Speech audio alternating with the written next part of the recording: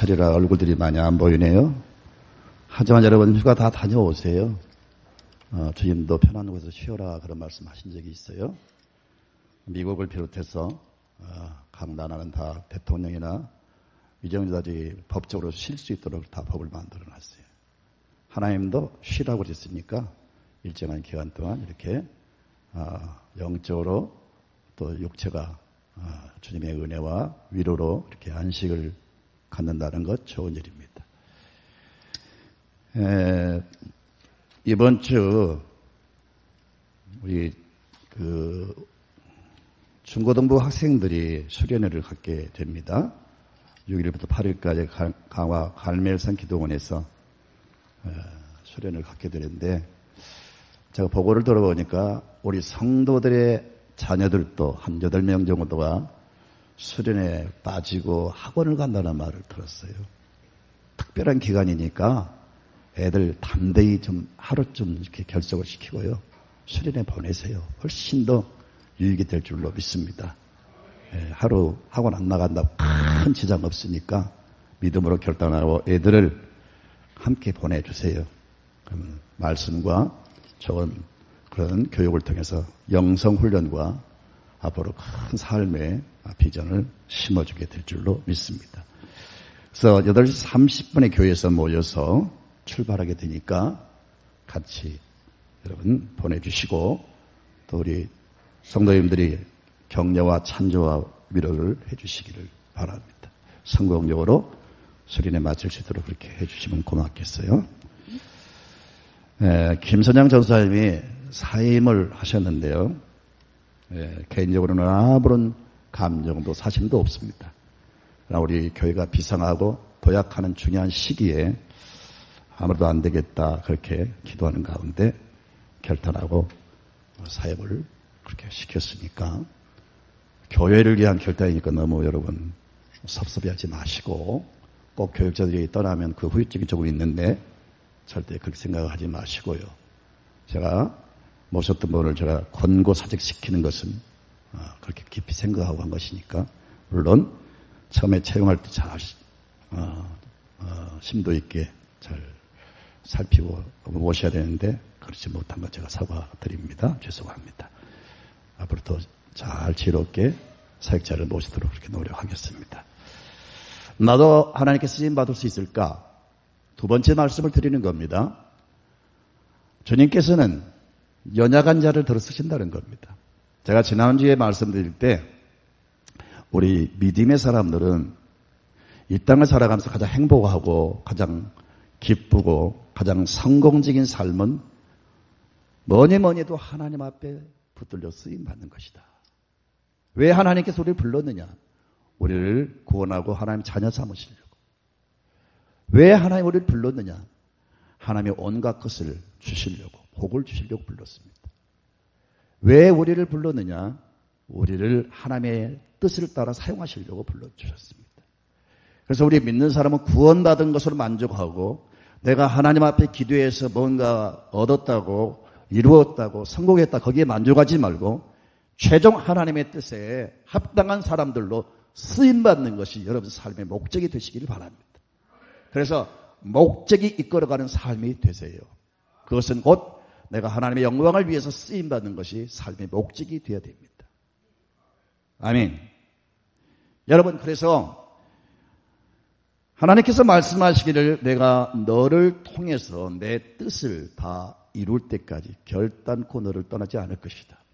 하나님이 세운 종들을 여러분 한 사람 한 사람 붙들고 지금 주께서 말씀하시는 것은 내가 너를 통해서 내 뜻을 다 이룰 때까지 결단코 너를 떠나지 않을 것이다. 따라합시다. 내가 너를 통해서 내 뜻을 다 이룰 때까지 결단코 너를 떠나지 않을 것이다. 이 하나님의 약속이 여러분을 통해서 이루어지기를 주님의 이름으로 축원드립니다. 예수님께서 이 땅에 오셔서 이제 세상을 구원시키는, 세상을 변화시키는 그 시대의 사명을 맡길 그 종들을, 제자들을 선택할 때에 여러분 잘난 사람, 똑똑한 사람, 그 시대의 유명한 사람들, 권력자들 부르지 않고 가장 비천한 사람들을 불렀어요. 12제자를 하나님께서 불렀는데 그들이 대단한 사람들입니까? 당시에 죄인의 대명사 세리와 그리고 가장 어려운, 가장 인생의 밑바닥에서 금을 치고 고기 잡는 그런 비천한 사람들을 불렀어요. 유럽이나 기타 저 미국 같은 나라에 가면 그 화려한 성당이나 교회당에 그 붙여진 스테인글라스에 그 화려한 예수님들의 그 예수님의 제자들의 모습이 이렇게 붙여 있어요. 정말 직접 가서 보면 정말 화려합니다.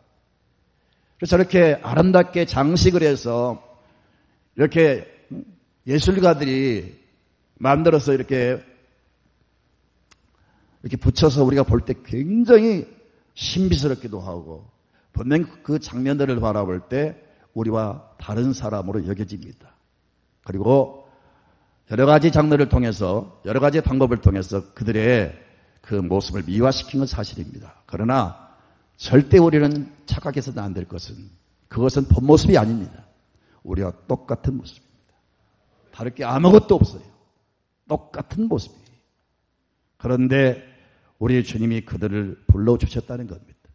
저는 오늘 이 베일에 가져진 제자들의 모습을 다 활딱 벗기면서 그들이 대단한 사람이 아니다. 우리가 똑같은 사람이다. 그런데 우리 주님이 그들을 시대를 움직이는 사람들로 쓰셨다. 그래서 이 제자들의 모습을 바라보면서 우리가 용기를 가져야 될 줄 믿습니다. 소망과 희망을 가져야 될 줄 믿습니다. 우리 주님이 그런 사람도 쓰셨네.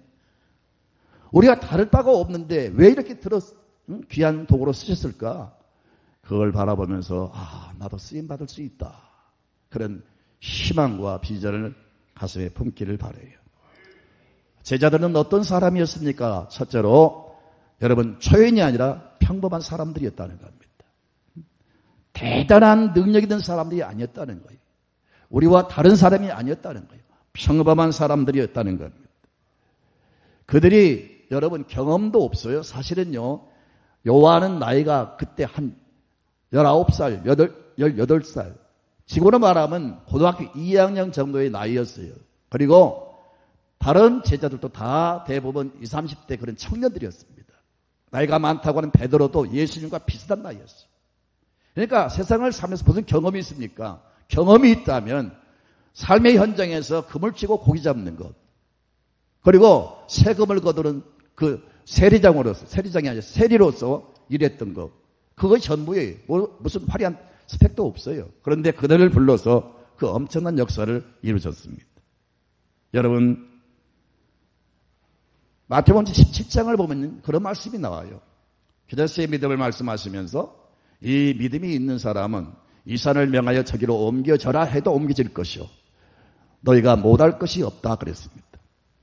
물론 이 산은 우리가 바라보는 남산이나 개남산이 아닙니다. 여기서 말하는 산은 참 믿음이 있는 사람은 여러분 어떤 장애물도 뛰어넘을 수가 있다. 그런 의미의 말씀이지만 이 말씀을 제자들이 하실 때 그런 의도가 있어요. 너희는 지극히 약한 자지만 너희가 앞으로 믿음을 가지고 너희가 이 세상을 향해서 사명을 감당할 때 어떤 태산줄령의 앞을 막아도 너희들은 그것을 헤치고 나아가는 능력자가 될 수 있다. 그런 의미의 말씀도 암시되어 있다고 저는 생각합니다. 구약시대를 보세요. 우리 믿음의 조상 아브라함이 대단한 사람입니까? 갈대아 우르에서 평생토록 우상 만들어서 그거 팔아서 먹고 살아가는 별 특별한 존재가 아니에요. 근데 75세 된 그 늙은 할아버지를 우리 하나님께서 불러가지고 그 역사를 맡기셨잖아요. 여러분, 모세는 어떤 사람이에요? 시내산에서 양치는 여러분 늙은 할아버지 아니었습니까? 엘리사는 밭을 갈고 있을 때 불렀습니다. 그리고 사사기 6장부터 8장을 보면 기드온이 나오죠. 그 시대에 미디안 군대가 이스라엘을 침략을 해서 그 당시에 닥친 대로 죽이고 그리고 농사를 다 착취해 갔어요. 정말 나라가 온통 이 공포의 도가니였습니다. 이런 시대에 누군가 이 미디안을 쫓아내고 이스라엘을 구원시키는 사람이 나와야 되겠는데 아무도 없는 거예요. 근데 하나님이 기드온이라는 사람을 불러서 그 사명을 맡기죠. 그는 남들이 미디안 군대가 무서워서 같이 도망쳤던 사람이고, 그가 농사를 짓는 사람으로서 농사를 여러분 해서 타작을 할 때에 이 넓은 광장에서 옥외에서 이렇게 하는 게 아니고 그 미디안 군대가 무서워서 그 타작을 할 때에 그 포도즙 틀 거기 그 막힌 공간 속에서 타작을 할 정도로 무서워했습니다. 정말 아무리 봐도 자랑할 게 아무것도 없는데 겁쟁이 참 소심한 사람이에요. 그런데 난데없이 하나님께서 보내신 천사가 나타났습니다. 그에게 말합니다. 사사기 6장 12절을 볼까요? 큰 용사라고 말하지요. 여호와의 사자가 기드온에게 나타나 이르되 큰 용사예요. 여호와께서 너와 함께 계시도다. 그 겁쟁이, 그 별볼이 없는 사람에게 하나님이 천사를 보내가지고 큰 용사라고 말씀합니다. 그러면서 여호와께서 너와 함께 계시도다. 그렇게 무섭고 두려움에 떠는 그 겁쟁이 그 기드온에게 큰 용사라고 말씀하세요. 분명히 그는 큰 용사가 아닙니다. 그런데 하나님이 그렇게 천사를 통해서 그렇게 그를 부르신 이유는 내가 너에게 큰 능력을 주어서 너는 큰 용사가 될 것이다. 그런 말씀 아니겠어요? 이거 어이가 없으니까 딴전을 부립니다. 13절을 볼까요? 기드온이 그에게 대답하되 뭐라고 합니까?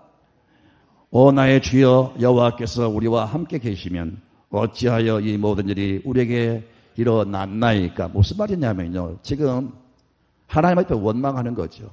하나님이 계신다면 이 나라가 이렇게 전쟁이 일어나야 됩니까? 하나님이 계신다면 우리가 농사를 지으면 이렇게 빼앗게 됩니까? 하나님이 계신다면 하나님의 백성들이 이렇게 고난을 당해야 됩니까? 공시렁공시렁 하나님께 지금 원망하는 거예요.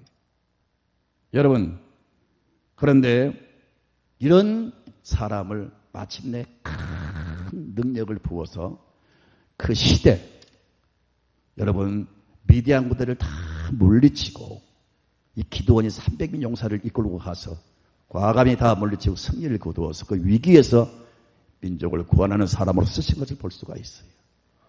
전혀 기드온 입장에 생각할 때도 기드온을 우리가 보고 있어도 그 사람은 절대 그런 일을 할 수가 없습니다. 그런데 하나님이 함께 하시니까, 하나님께서 능력을 부어주시니까, 큰 용사로 세워서 그 일을 맡기시니까 마침내 승리를 거둔 겁니다. 한 게 아무것도 없어요. 여러분 항아리에 불 담아가지고 항아리 깨뜨려가지고 소리친 것밖에 없어요. 그런데 하나님이 직접 거기에서 역사하셔가지고 하나님이 물리쳐버리는 거예요. 나홀로 가는 게 아닙니다. 언제나 하나님 나와 함께 하십니다. 그러므로 어떤 사건, 어떤 문제가 있을 때 이건 내 입으로 할 수가 없어. 나는 도저히 감당할 수 없어. 그렇게 낙심하지 마세요. 아무리 어려운 시험이 있어도, 어려운 문제가 있어도, 환란이 있어도 하나님이 이곳에 계신다. 하나님이 나와 함께 하신다. 하나님이 이 문제를 해결하신다. 하나님이 도와주신다. 그런 믿음을 가지고 나가면요, 하나님이 현장에서 역사를 하세요. 그래서 사실은 우리가 하는 게 아니라 하나님이 하시는 거죠. 단 우리는 하나님의 도구로 쓰임받을 뿐입니다. 그러니까 절대로 스스로 판단하고 스스로 결정하지 마세요. 환란이나 환경이나 무슨 사건이나 문제를 바라보지 마시고 미리 여러분이 결단하지 마세요. 하나님 앞에는 아무것도 문제될 게 없습니다. 아멘. 여러분 14절을 볼까요? 너는 가서 이스라엘을 미디안의 손에서 구원하라. 이 사명을 맡기세요. 청천벽력 같은 말씀이었을 겁니다. 너무 충격적인 말씀이었을 거예요. 아무리 하나님의 말씀이지만 이 말씀을 들었을 때 얼마나 겁이 났겠어요. 어떻게 자기가 구원합니까? 결국 하나님이 하시잖아요. 하나님이 하시는 거예요. 하나님을 여러분 꼭 믿으십시오. 멀리 계신 옛날에 역사하셨던 나와 상관이 없는 그런 하나님이 아니라 너무나 나와 함께 하시고 너무 나의 삶의 현장에서 밀접하게 간섭하시고 역사하신 하나님. 그분이 역사하시면 안 될 게 없습니다. 여러분, 참 이 불평도 많고 공실한 사람인데 이런 사람을 쓰셨어요. 교회도 이런 사람이 많이 있어요. 무슨 일을 공시렁 뒷말이 많아. 근데 하나님 다 그런 사람도 살아가세요. 여러분, 믿음이 잘하지 못할 때 다 그럴 수가 있어요. 그런다고 해서 그런 사람들을 정죄하고 그런 사람들과 여러분 같이 하지를 못하고 그러면 안 돼요. 목장을 섬기는 사람들은 이런 핑계 저런 핑계 대면서 궁시렁 거리는 사람도 있을 것이고 교회도 그런 사람이 많아요.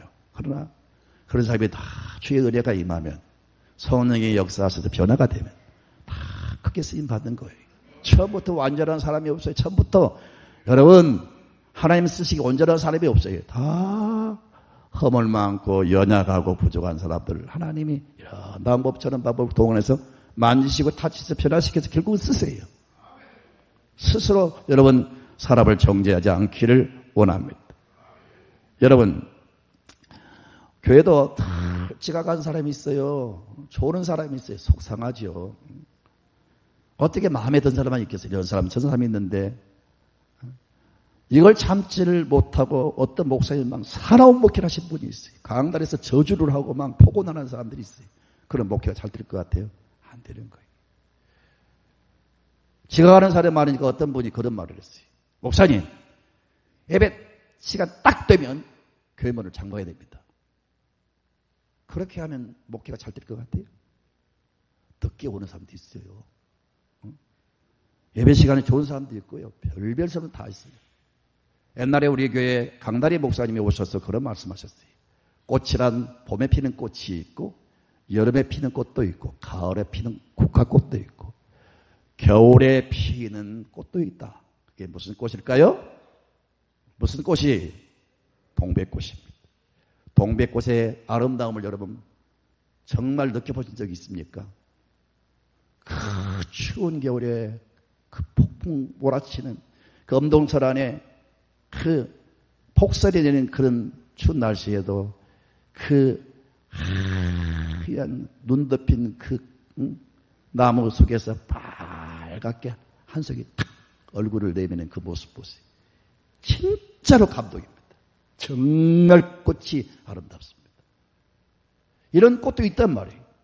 그러니까 교회에서 일찍 피는 꽃, 일찍 성장한 사람도 있는가 하면은 아주 늦게 성장해서 하나님 앞에 일하는 사람도 있다는 거예요. 인내가 필요합니다. 모든 일은 인내가 필요합니다. 나는 신앙생활 중에 제일 중요한 덕목은 인내라고 생각합니다. 제가 늘 말씀드리지만 교회 주인은 하나님이시고 교회에서 하나님 역사하세요. 그래서 하나님이 그 문제를 개입하시면 결국은 하나님이 해결을 하세요. 너무 사람이 성급해가지고 설치다가 교회가 어려워지는 경우가 있습니다. 하나님이 때를 따라서 역사하시니까 웬만한 문제를 하나님께 맡기세요. 인내하다 보면 하나님이 하루 만에, 일주일 만에, 30일 만에, 한 달 만에, 여러분 1년 만에 하나님이 개입하셔서 역사를 이루세요. 하나님의 때가 있다는 것을 기억하시고 성경은 말씀합니다. 너희가 선을 행하다 낙심하지 말지니 때가 되면 반드시 이루어진다 그랬어요. 하나님을 기대하시기 바랍니다. 두 번째 제자들은요. 그 평범한 사람일 뿐 아니라 결함이 많은 사람들이에요. 결함이. 어떻게 보면요. 우리보다 못한 사람들이에요. 결점이 참 많아요. 한번 볼까요? 여러분 마가복음 4장 27절 37절 이하를 보면요. 그들은 어부 출신임에도 불구하고 그 물결을 보고 무서워 떨어요. 굉장히 두려워해요. 여러분 앞으로 일할 사람이 두려우면 안 되잖아요. 세계를 향하여 이 핍박이 많은 시대에 그들이 세상을 변화시키는 이 사명을 감당한다고 하는 것. 그렇게 여러분 그렇게 편하게 일이 이루어집니까? 매사에 여러 가지 환난과 핍박이 있죠. 그런데 미리 두려워 떨면 어떻게 그 일을 감당하겠어요? 근데 두려움이 많아요. 그리고 누가복음 22장 39절을 보면요. 예수님이 겟세마네 동산에서 나와 함께 기도하자. 그렇게 당부함에도 불구하고 참치들보다 막 조는 거예요. 노성 조는 거예요. 그래서 나는 이 말씀을 보면서 조는 사람 때문에 시험 들지 말자 그렇게 생각을 했어요. 노성 조는 거예요. 지금 졸 때입니까 지금? 아니 내일 모레면 예수님이 십자가를 지고 죽으셔야 된다고요. 그걸 모를 리가 없다고요. 예수님이 얼마나 가슴이 타는지 얼마나 간절한 모습으로 기도합니까? 제자들이라면 이때 같이 아파하고 같이 기도해야죠. 근데 계속 졸잖아요. 이런 약점이 있어요. 요한복음 12장 3절부터 6절을 보면요. 마리아가 예수님의 발 앞에 라드 향유를 가져다 깨뜨려 발에 붓지요.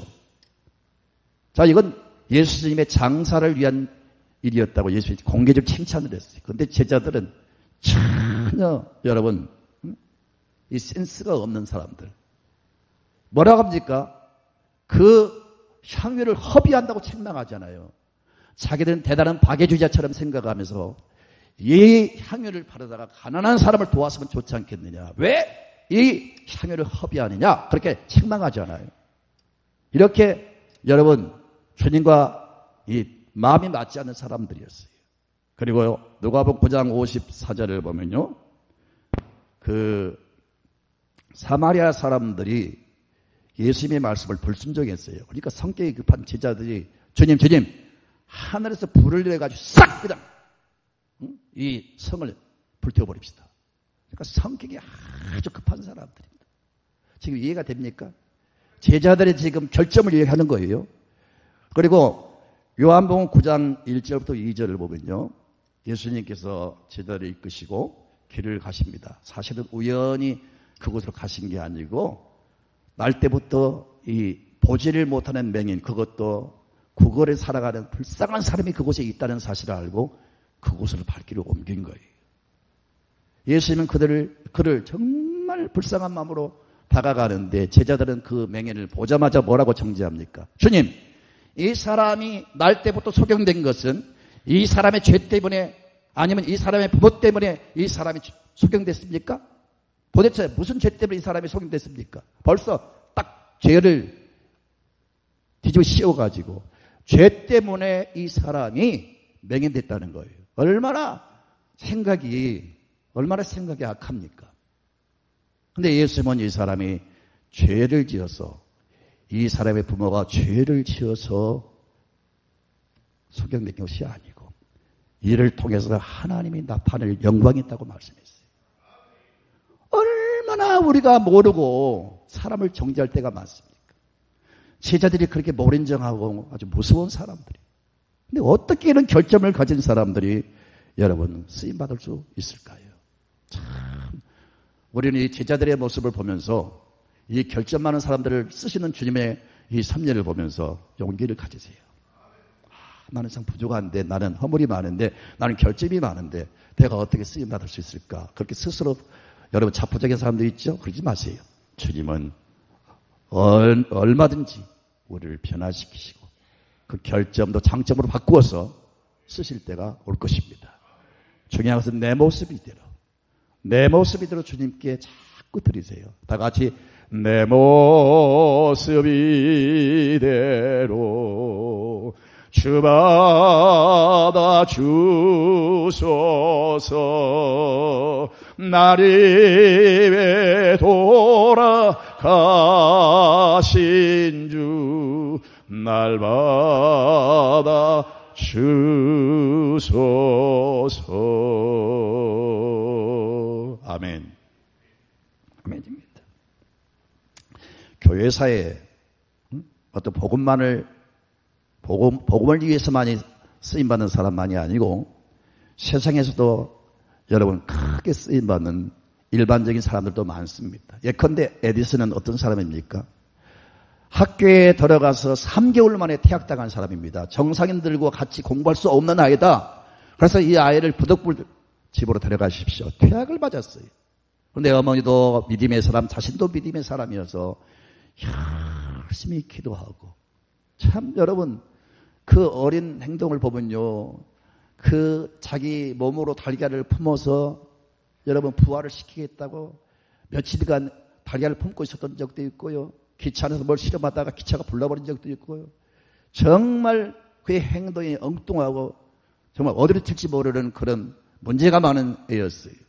그런데 하나님이 저 사람에게 지혜를 주시고 은혜를 주셨어요. 얼마나 우리 인류 역사에 큰 여러분 공헌을 했습니까? 사람들이 전기를 쓰잖아요. 뭐 축음기, 라디오, 영화 촬영, 저 발명한 에디슨이 개발한 이 특허만 해도 1093가지가 등록되어 있어요.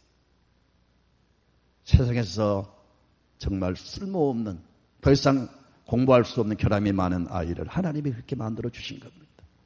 공부 못한다고 애들 너무 닥달하지 마세요.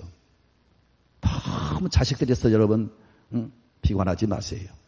하나님이 여러분 자녀답게 쓰실 겁니다. 여러분 자녀들 장점을 살려서 쓰실 줄로 믿습니다. 걱정하지 마세요. 하나님이 다 아름다운 도구로 쓰실 줄로 믿습니다. 제가 언젠가 월트 디즈니를 말했습니다. 여러분 이 사람 보세요. 집이 너무 가난해가지고 어머니한테 공부를 배웠어요. 나중에 나와가지고 시몬파를 하면서 잠잘 곳이 없어가지고 어떤 목사님을 찾아가는데 목사님이 창고를 이렇게 숙소로 줬어요. 그래서 창고에 늘 쥐가 많아요. 우리는 쥐를 아주 징그럽게 여기고 쥐를 무서워하지요. 그리고 쥐를 본다고 하지 멀리 보죠. 도망치는 모습, 뭐 징그러운 모습 그렇게 보았잖아요. 근데 저 사람은 창고에서 살면서 맨날 쥐와 더불어 이렇게 서로 접하면서 쥐들의 모습을 자세히 관찰할 수가 있었어요. 먹는 모습, 또 잠자는 모습. 그 창고에서 쥐들의 동태를 자세히 살피면서 그림을 그리는 소질이 있었어요. 그걸 스케치하는 거예요. 그렇게 해서 여러분 그 월트 디즈니 회사의 그 마스코트에 뭡니까? 미키마우스가 나오고 수많은 여러분 그 뭡니까? 애니메이션을 비롯해서 많은 영화를 만들고 그래서 엄청난 재벌가가 돼가지고 어린이의 동산 세계 디즈니랜드를 만들어서 전 세계 어린이들이 정말 그 동산에 가서 환상적인 여러분 시간을 갖잖아요. LA를 비롯해서 저 미국의 플로리다를 비롯해서 전 세계 175개 나라에 디즈니랜드가 있어요. 한국도 저 용인에 에버랜드가 없었다면 진즉 들어왔을 겁니다. 그런데 송도에 들어옵니다. 엄청난 규모로 들어옵니다. 얼마 전 직원들을 뽑았는데 아무튼 여러분 한국도 앞으로 들어올 거예요. 그 어릴 때 제대로 공부도 못한 사람인데 하나님이 지혜를 주시고 은혜를 주시니까 세계를 감동시키는 사람이 된 거예요. 아멘입니까? 앞으로 무슨 꿈을 꿔도요. 누구처럼 빠찡고 사업을 해가지고 일확천금을 얻겠다. 그런 꿈이 아니라 술집을 많이 막 만들어가지고 그런 게 아니고 여러분 세계를 감동시키는 꿈을 꾸십시오. 하나님의 영광을 드러내는 꿈을 꾸십시오. 하나님 나를 그렇게 사용해 주시기를 원합니다. 그렇게 기도하면 하나님이 틀림없이 인도해 주실 줄로 믿습니다. 아멘입니다. 여러분 존 임버라고 하는 사람이 있어요. 우리가 금요일 날 불렀던가요? 저분은 라스베가스 환락가에서 평생 음란과 도박으로 일생을 탕진한 사람. 그런데 장점이 음악을 잘해요. 그래서 음악으로 그 라스베가스에서 그 음악을 장악하고 있었는데 이 윈버가 그 세계에서 회개를 하고 그가 변화를 받았습니다. 목사가 됐습니다. 제가 섬기는 교회를 가봤습니다. 엄청납니다. 규모가요. 특히 음악의 시스템 대단합니다. 그중에 한국에 많이 보급된 찬송이 있는데 저 교회 가서 존 임버한테 오늘의 교회 하용조 목사님 동생 스테반 선교사가 70곡을 받아와가지고 경배와 찬양을 시작했어요. 그래서 한국 전 교회가 그 경배와 찬양을 모방하면서 찬양을 하잖아요. 그 찬양의 많은 곡들을 제공한 사람이 저 사람인데 그 중에 대표적인 곡이 뭐냐면요. 같이 볼까요? 우리 불렀죠? 항상 진실게.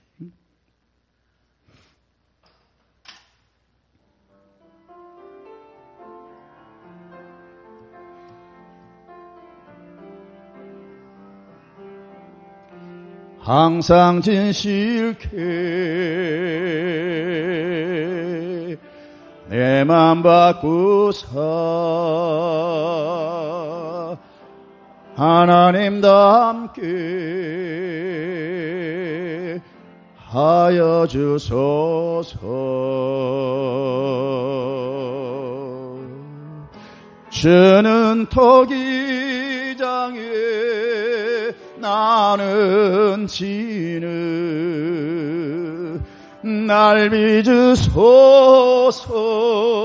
기도하오니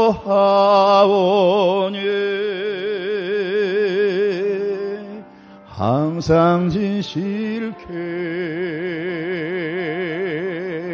내 맘 바꾸사 하나님답게 하여 주소서. 주님은 토기장이, 우리는 그 손에 들려진 진흙입니다. 이사야 64장 8절에 다 같이 읽어봅시다. 그러나 여호와여 이제 주는 우리 아버지시니이다. 우리는 진흙이요 주는 토기장이시니 우리는 다 주의 손으로 지으신 것이니이다. 한줌의 이 진흙도 사람에게 밟히고 천덕꾸리 진흙도 그 유능한 토기장의 손에 들려지면 아름다운 그릇이 나옵니다. 우리는 비천한 사람이지만 토기장이 되신 하나님의 손에 우리가 들려지면 위대한 도구로 여러분 빚어지고 쓰임받는 사람이 될 것입니다.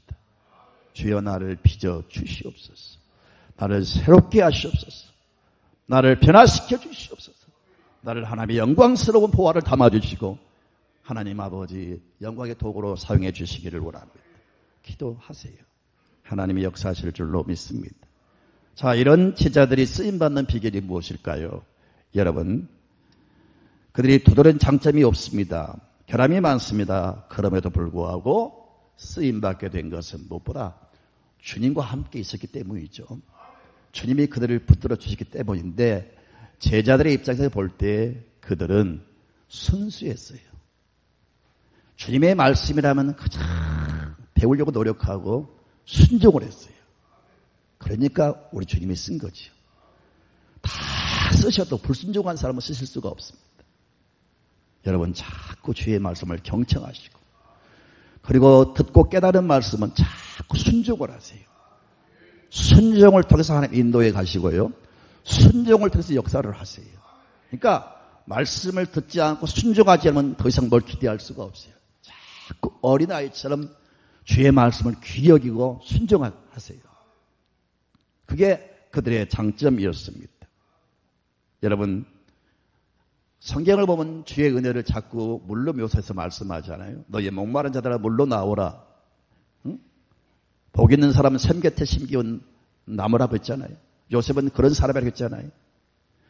시냇가에 심은 나무가 시절을 쫓는다고 했잖아요. 시절을 쫓아 열매를 맺는다고 했잖아요. 다 뭐예요? 물이 흐르는 곳이죠. 하나님이 은혜를 주실 때 물을 주신다고 그랬어요. 물이 흐르는 곳에 생명이 잉태되고 물이 흐르는 곳에 역사가 일어나잖아요. 주님이 어떤 사람에게 이 생수를 주실까요? 자꾸 자기를 낮추고 겸손한 사람에게 은혜를 주십니다. 물은 올라가지 않아요.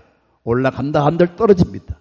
그런데 자꾸 자기를 낮추면 그게 능력입니다. 그걸 따라하세요. 겸손이 능력이다. 그래서 물이 떨어지면 그 낙차를 통해서 전력이 생산됩니다. 그래서 수력발전소가 여러분 전기를 일으켜서 우리 삶에 공급을 하는 게 아니겠어요?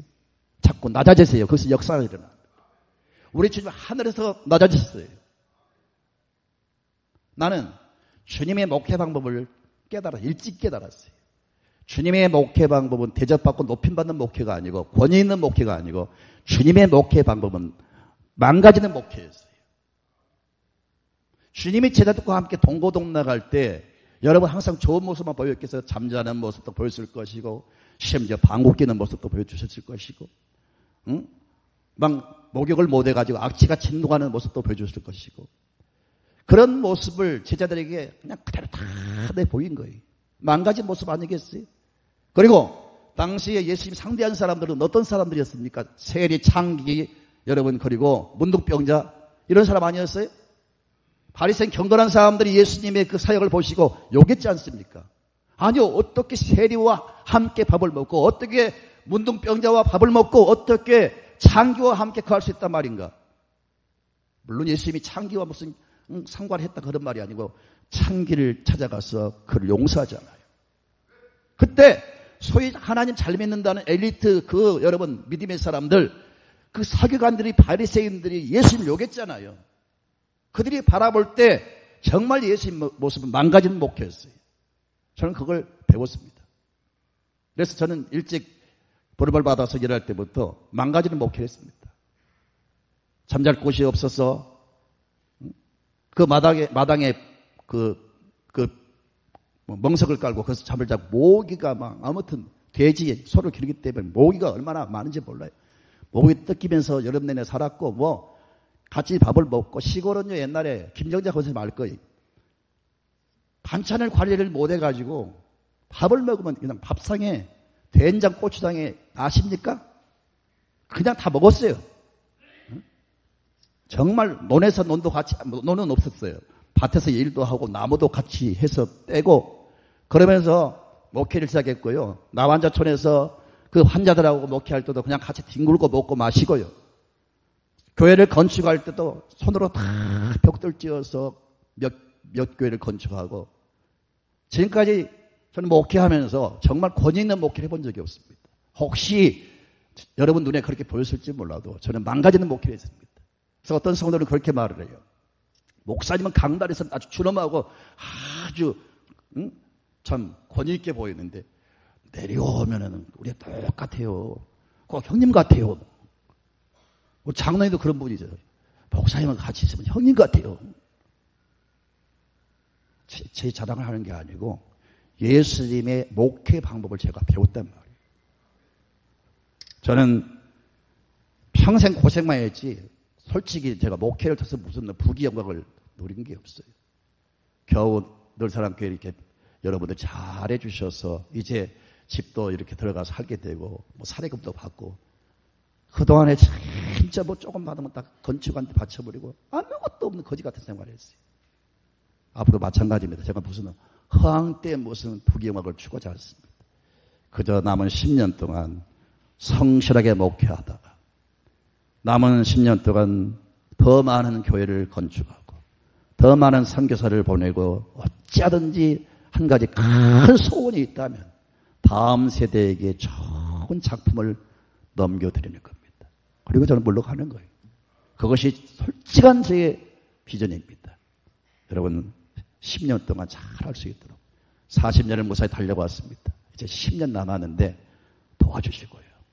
저 부족함이 있고 허물이 있어도요. 그건 본질이 아니니까 그것은 목회 그리고 하나님의 뜻의 어떤 본질이 아니니까 그저 삶의 스타일고 나의 망가진 모습을 생각하시고 웬만한 것 그냥 넘어가시고요. 저를 많이 도와주셔야 됩니다. 제가 추구하는 비전을 같이 공유해서 같이 합력해서 기도해서 그 비전을 이루어가도록 합시다. 어쩔 수 없습니다. 이 교회는 저에게 맡겨주셨기 때문에 제가 비전을 여러분 제시하고 같이 나가야 됩니다. 저를 제쳐버리고 누구를 세우겠습니까? 그럴 수가 없잖아요. 어쩔 수 없이 제가 이 교회를 맡고 있는 이상 하나님이 제게 비전을 주시고 제가 여러분 이끌고 가야 됩니다. 같이 협력해서 절대 장담한 것은 제가 딴 길로 안 갈 겁니다. 절대 본질적으로 타락하지 않을 겁니다. 그건 제가 하나님 앞에 목숨 걸고 지키는 나의 신앙의 정조니까 그런 걱정하지 마시고요. 아무튼 힘써 우리 같이 노력합시다. 아멘입니까? 아멘입니다. 자, 시간이 다 됐는데요. 정리하겠습니다. 그들은 주의 말씀을 참 순종했다는 겁니다. 두 번째는요. 참 그렇게 대장되기 좋아하고 그렇게 독선적이고 그렇게 편협적인 생각을 가진 사람들이 나중에는 변화가 돼가지고 다 품는 사람이었어요. 모든 사람을 품는 그런 사역을 했습니다.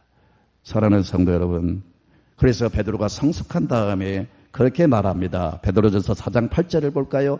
무엇보다도 뜨겁게 서로 사랑할지니 사랑은 허다한 죄를 덮느니라. 이게 누구의 입에서 나온 말입니까? 베드로의 입에서 나온 말이. 이렇게 독선적이고 그렇게 대장되기 좋아하는 사람이 서로 사랑하라. 사랑은 허다한 죄를 덮는다. 이렇게 말하고 있어요. 사랑하는 성도 여러분, 교회는 품어야 됩니다. 모든 사람 품어야 됩니다. 어떤 사람 품어야 됩니다. 역사는 하나님이 하실 겁니다. 그리고 그들은 기도의 사람이었습니다. 그 오순절날 성령 체험은 10일 동안의 회개와 기도를 통해서 불같이 성전에 기도로 올라가잖아요. 그러다가 나면서부터 안전병이 된 사람을 만나가지고 예수의 이름으로 그 사람을 정상으로 치료한 역사를 나타내잖아요. 계속 기도의 사람으로서 그런 역사가 나타난 거예요. 우리가 결함이 많고 평범한 사람이고 아무것도 내세울 게 없지만요. 쓰임받기를 원하신다면 주님을 떠나지 마세요. 계속 주의 말씀을 붙잡고 순종하세요. 그리고 여러분 겸손한 사람이 되셔야 됩니다. 그리고 모든 사람을 품는 사람이 돼야 돼요. 우리는 일하는 게 사람을 상대해서 일을 해야 되는데 사람을 구원하는 것이 최종 우리의 비전인데 사람을 품지를 못하면 어떻게 일을 하겠어요? 사람을 다 품으시기 바랍니다. 나와 똑같은 사람 한 명도 없습니다. 다 다릅니다. 다른 것을 인정하시고 여러분 마음에 안 든다고 정죄하지 마시고 다 품으세요. 그래야 그 사람이 큰일 할 수가 있습니다. 기도하십시오. 기도하면 성령을 주시고 기도하면 역사하십니다. 그래서 여러분 별볼이 없는 결점이 많은 이들이 시대를 움직이는 사람이 된 것처럼 여러분도 이 시대에 그런 사람 되시기 바랍니다. 다 같이 오늘 본문을 한번 읽고 마치겠어요. 본문을 한번 띄워주세요. 고린도전서 1장 26절부터 천천히 같이 읽습니다. 시작. 형제들아 너희를 부르심을 보라. 육체를 따라 지혜로운 자가 많지 아니하며 능한 자가 많지 아니하며 문벌 좋은 자가 많지 아니하도다. 그러나 하나님께서 세상에 미련한 것들을 택하사 지혜 있는 자들을 부끄럽게 하려 하시고 세상에 약한 것들을 택하사 강한 것들을 부끄럽게 하려 하시며 하나님께서 세상에 천한 것들과 멸시받는 것들과 없는 것들을 택하사 있는 것들을 폐하려 하시나니 이는 아무 육체도 하나님 앞에서 자랑하지 못하게 하려 하심이라. 찬양드리겠습니다.